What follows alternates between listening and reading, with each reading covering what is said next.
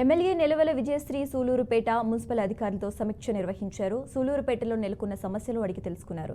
సమస్యలను పరిష్కరించి మున్సిపాలిటీ అభివృద్ధి పథంలోకి తీసుకురావాలని అధికారులకు సూచించారు. సత్వరమే అండర్ గ్రౌండ్ డ్రైనేజీ వ్యవస్థను మెరుగుపరచాలన్నారు.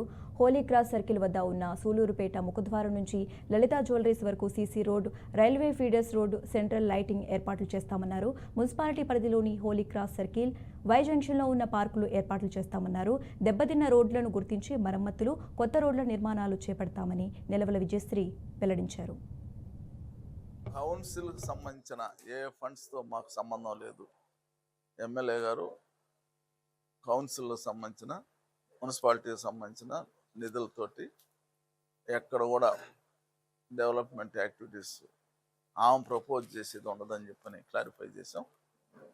మేము ప్రభుత్వం నుంచి అది ఎస్సీ సప్లాన్ కానీ, లేదా 15th ఫైనాన్స్ నుంచి కానీ, లేదా స్టేట్ డెవలప్మెంట్ ఫండ్ ద్వారా కానీ ఏదైనా మేము ప్రభుత్వం నుంచి తీసుకొస్తే ఆ ఫండ్స్ తోటి వర్క్లను ప్రపోజ్ చేస్తామే. కానీ మున్సిపల్ సంబంధించిన నిధులతో మాత్రం మా ఎమ్మెల్యే గారు ఏ పరిస్థితుల్లో వర్క్స్ ప్రపోజ్ చేయరని క్లియర్గా తెలియజేశాం. అది కౌన్సిల్ ఇష్టం.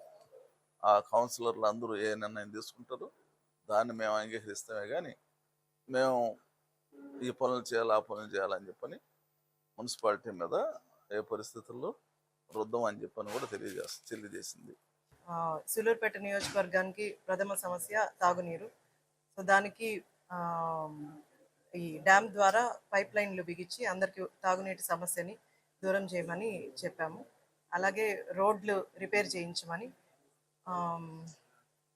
అలాగే ఈ షార్ వాల్ని జీటీ రోడ్ నుంచి రైల్వే స్టేషన్ వరకు సెంట్రల్ లైటింగ్, అలాగే హోలీ క్రాస్ సర్కిల్ దగ్గర, వై జంక్షన్ సర్కిల్ దగ్గర